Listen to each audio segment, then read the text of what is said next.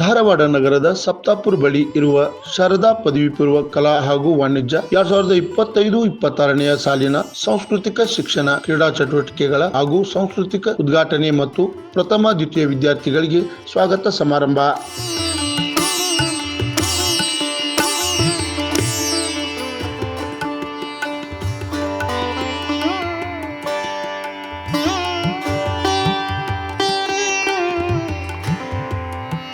ಯಾವ್ರಮ್ಮ?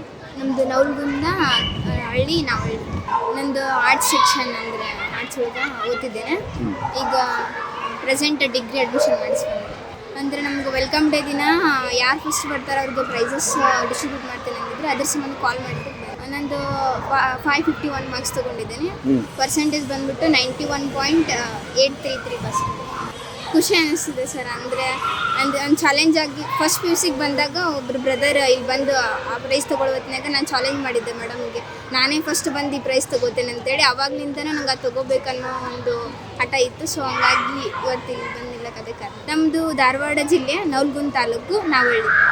ನಾನು ಮಾರ್ಕ್ಸ್ಗೋಸ್ಕರ ಯಾವತ್ತೂ ಓದಬೇಡ್ರಿ, ನಾಲೆಜ್ಗೋಸ್ಕರ ಓದ್ರಿ. ನಾಲೆಜ್ಗೋಸ್ಕರ ಓದ್ರಿ ಮಾರ್ಕ್ಸ್ ತಾನಾಗಿ ಹುಡ್ಕೊಂಬರ್ತೈತೆ. ನಮ್ಮನ್ನ ನಾಲೆಜ್ ಇದ್ರೆ ಅದು ನಮ್ಮ ಯಾವತ್ತೂ ಕೈ ಬಿಡಲ್ಲ. ಮಾರ್ಕ್ಸ್ ಈಸ್ ಜಸ್ಟ್ ಫಾರ್ ನಾವು ಡಿಗ್ರಿ ಅಡ್ಮಿಷನ್ ತೊಗೋಬೇಕಂದ್ರೆ ಇನ್ನು ಡಿಗ್ರಿ ಅಡ್ಮಿಷನ್ ತೊಗೋಬೇಕಂದ್ರೆ ಆ ಮಾರ್ಕ್ಸ್ ನೋಡಿ ಅವ್ರು ನಮ್ಗೆ ತೊಗೋತಾರೆ. ಬಟ್ ನಮ್ಮ ಸ್ಕಿಲ್ ಇತ್ತಂದ್ರೆ, ನಮ್ಮ ನಾಲೆಜ್ ಇತ್ತಂದ್ರೆ ನಮ್ಮ ಯಾವ ಕಂಪ್ನಿ ಆದರೂ ಆಗಿರ್ಬೋದು, ನಾವು ಯಾವ ಜಾಬ್ ಆದರೂ ತೊಗೋಬೋದು ಅಂತ ಹೇಳಿ ಇಷ್ಟಪಡ್ತೀನಿ. ನಾನು ಡೈಲಿ ಓದ್ತಿದ್ದಿಲ್ಲ ಸರ್. ನಂದು ಅಂದರೆ ಭಾಳ ನಾನು ಓದಿದ್ರೆ ರೇರ್. ನಾನು ಹೆಂಗೆ ಓದ್ತಿದ್ನಿ ಅಂದ್ರೆ ಅರ್ಧ ಓದಿದ್ರು ಕಳ್ಸುತ್ತೆ. ನಾನು ಅಂದರೆ 2 ತಾಸು ಓದಿದ್ರು ಅಂದರೆ ಯಾವ ಥರ ಕ್ಲಿಯರ್ ಮಾಡ್ಕೋತಿದ್ನಿ ಅಂದರೆ ಇಡೀ ಪಾಠ ಓದಿದ್ನ ಒಟ್ಟು ಮರಿತಿದ್ದಿಲ್ಲ. ಚೆಂದಾಗಿ ಕುಂತು ನೀಟಾಗಿ ಓದ್ತಿದ್ದೆ. ನಾನು ಒಂದು 4 ಗಂಟೆ ರಾತ್ರಿ 10 ಗಂಟೆಗೆ ಸ್ಟಾರ್ಟ್ ಮಾಡಿದರೆ ಬೆಳಗ್ಗೆ 4 ಗಂಟೆ ಮಟ್ಟ ಓದ್ತಿದ್ದೆ.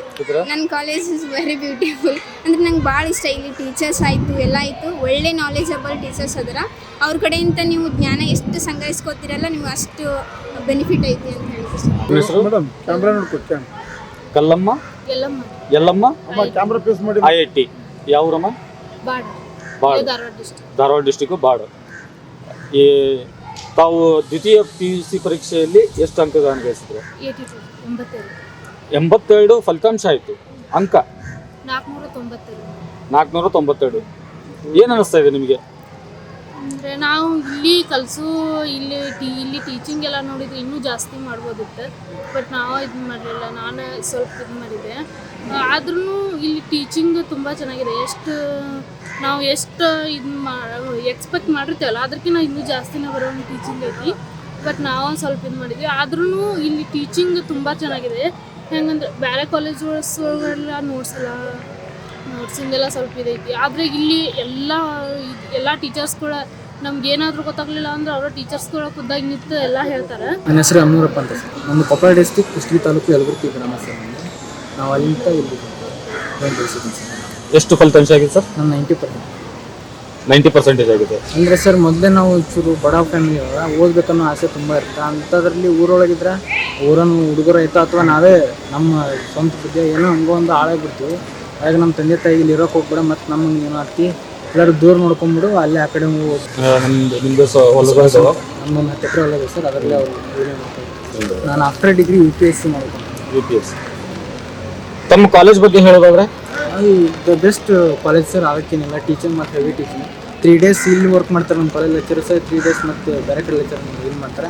ಅಂಥರೊಳಗೆ ಸಿಲೆಬಸ್ ಮುಗಿಸಿ ಮತ್ತು ರಿವಿಷನ್ನು ಮಾಡಿದ್ದಾರೆ. ಬೆಸ್ಟ್ ಕಾಲೇಜ್ ಸರ್, ಅದಕ್ಕೇನಿಲ್ಲ. ನಾನು ಬಂದಾಗ ಫೀಸ್ ಫುಲ್ ಕಟ್ಟೋಕೆ ಆಗಿರಲಿಲ್ಲ. ನನಗೂ ಹಾಫ್ ಫೀಸ್ ಕಟ್ಟಿದ್ದೆ. ಮತ್ತು ಆಫ್ಟರ್ ಸಮ್ ಡೇಸ್ ನಾನು ಫುಲ್ ಕಟ್ಟಿದ್ದೆ ಫೀಸ್. ಮತ್ತು ಸರ್ ಅದ್ರೂ ಕನ್ಸಿಡರ್ ಮಾಡ್ತಾರೆ. ಅಕಸ್ಮಾತ್ ಇಲ್ಲ ಅಂತಂದ್ರೂ ಸ್ವಲ್ಪ ತಡ್ಕೊತಾರೆ. ಈಗ ನಾವು ಲಾಸ್ಟ್ ಇಯರ್ ಇಲ್ಲಿದ್ದಾಗ ನಾವು ಅಂದರೆ ನೀವು ಹೇಳೋ ಅರ್ಥ ಫೀಸ್ ಕಡಿಮೆ, ಇಲ್ಲಿ ಜ್ಞಾನ ಜಾಸ್ತಿ ಸಿಗುತ್ತೆ ಅಂತ ಹೇಳ್ತೀರಾ? ಹೌದು ಸರ್. ಅದು ಇಲ್ಲಿ ಆ ಫೀಸ್ ನೋಡಿದರೆ ಸ್ವಲ್ಪ 5,000 6,000 ನಮ್ಮಂತರ ಬಡೋದು ಹೆಚ್ಚು ಅನ್ನಿಸ್ಬೋದು. ಆದರೆ ಅವ್ರು ಕೊಡೋ ಜ್ಞಾನದ ಬಂದು ಅದು. ನನ್ನ ಹೆಸರು ಲುತ್ಫಾ ಪೆಂಡಾರಿ ಅಂತ. ನಾನು ಧಾರವಾಡ ಡಿಸ್ಟಿಕ್ ಹೊಯ್ಸಳನಗರ. 580 88.33 ಆಗಿದೆ.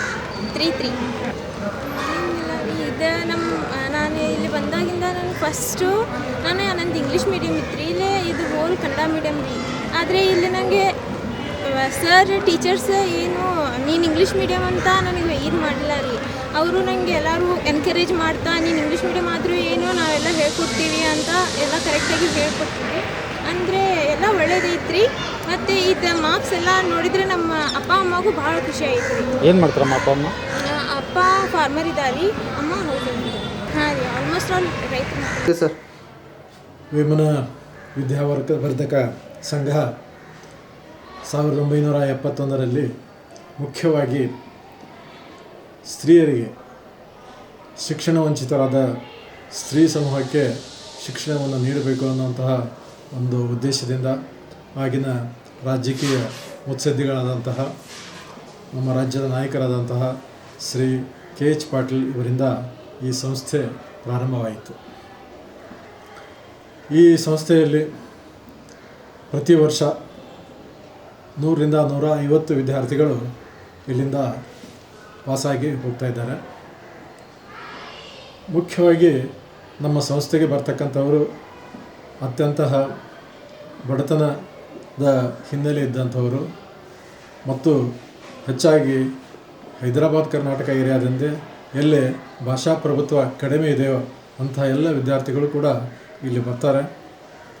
ಅವರಿಗೆ ಭಾಷೆಯ ಬಗ್ಗೆ, ಮುಖ್ಯವಾಗಿ ಇಂಗ್ಲೀಷ್ ಭಾಷೆಯ ಬಗ್ಗೆ ಪ್ರಥಮವಾಗಿ ಅಲ್ಫಾಬೆಟ್ನಿಂದ ಹಿಡ್ಕೊಂಡು ಅವ್ರನ್ನ ಆ ಒಂದು PUC ಮಟ್ಟದವರೆಗೆ ತೆಗೆದುಕೊಂಡು ಬರಲಿಕ್ಕೆ ವಿಶೇಷವಾದಂತಹ ಒಂದು ತರಬೇತಿಯನ್ನು, ಉಪನ್ಯಾಸಗಳನ್ನು ನೀಡಿ ನಮ್ಮ ಇಲ್ಲಿರ್ತಕ್ಕಂತಹ ಪ್ರಾಧ್ಯಾಪಕರು ಅವರನ್ನು ಒಂದು ಯಶಸ್ಸಿನ ಕಡೆಗೆ ತೆಗೆದು ಹೋಗತಕ್ಕಂತಹ ಒಂದು ಕಾರ್ಯಕ್ರಮ ಇಲ್ಲಿ ನಡೀತಾ ಇರ್ತದೆ. ವೇಮನ ವಿದ್ಯಾವರ್ಧಕ ಸಂಘದ ಶಾರದಾ ಪದವಿ ಪೂರ್ವ ಕಾಲೇಜ್ ಸಪ್ತಾಪುರ ಧಾರವಾಡ ಇದು ಸುಮಾರು 1994ನೇ ಸಾಲಿನಿಂದ ಇಲ್ಲಿವರೆಗೂ ಅವಿಚ್ಛಿನ್ನವಾಗಿ ಅತ್ಯಂತ ಯಶಸ್ವಿಯಾಗಿ ನಡೆದುಕೊಂಡು ಬಂದಿರತಕ್ಕಂಥ ಪ್ರತಿಷ್ಠಿತ ಸಂಸ್ಥೆಗಳಲ್ಲಿ ಒಂದು ಸಂಸ್ಥೆ ನಮ್ಮ ಶಾರದಾ ಸಮೂಹ ಶಿಕ್ಷಣ ಸಂಸ್ಥೆ.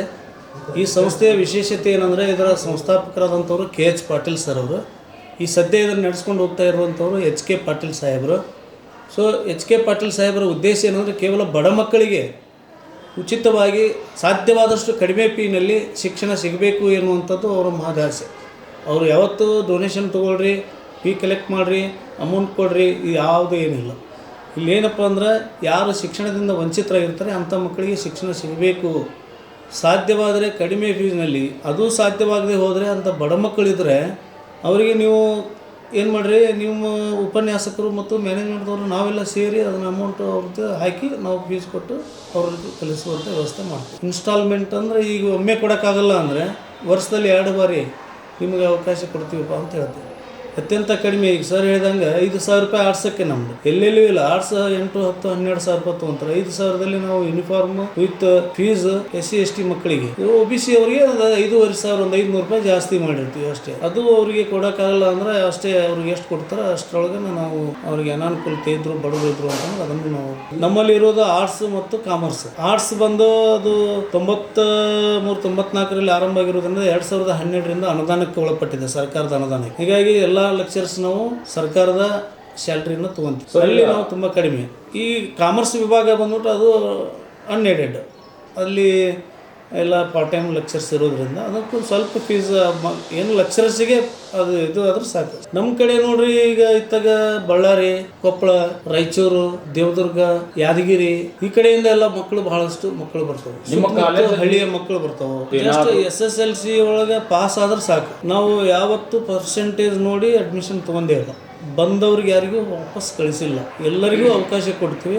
1 ವರ್ಷ ಅವರಿಗೆ ಅವಕಾಶ ಇರ್ತದೆ. SSLCನ ಫೈನಲ್ ಅಲ್ಲ. ಇಲ್ಲಿ ಎಷ್ಟು ಪರ್ಸೆಂಟೇಜ್ ಮಾಡಿದವರು ಇಲ್ಲಿ ಬಂದು ಸರಿಯಾಗಿ ಓದಲಿಲ್ಲ ಅಂತ ಫೇಲು ಆಗ್ತಾರೆ. ಅಲ್ಲಿ ಕಡಿಮೆ ಮಾಡಿರ್ಬೋದು, ಅವ್ರು ಇಲ್ಲಿ ಬಂದ ಮೇಲೆ ಅವ್ರು ಫಸ್ಟ್ ಕ್ಲಾಸಲ್ಲಿ ಪಾಸಾಗಿ ಹೋಗಿದ್ದಾರೆ.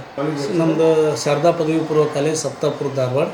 ನಾನು ಶಾರದಾ ಪದವಿ ಪೂರ್ವ ಕಾಲೇಜಿನ ಪ್ರಿನ್ಸಿಪಾಲ್ ಶ್ರೀ SA ಕುರಿ ಅಂತೇಳಿ ಕನ್ನಡ ಉಪನ್ಯಾಸಕರು ಮತ್ತು ಪ್ರಾಚಾರ್ಯರಾಗಿ ಕಳೆದ ವರ್ಷದಿಂದ ಸೇವೆಯನ್ನು ಸಲ್ಲಿಸ್ತಾ ಇದ್ದೇನೆ.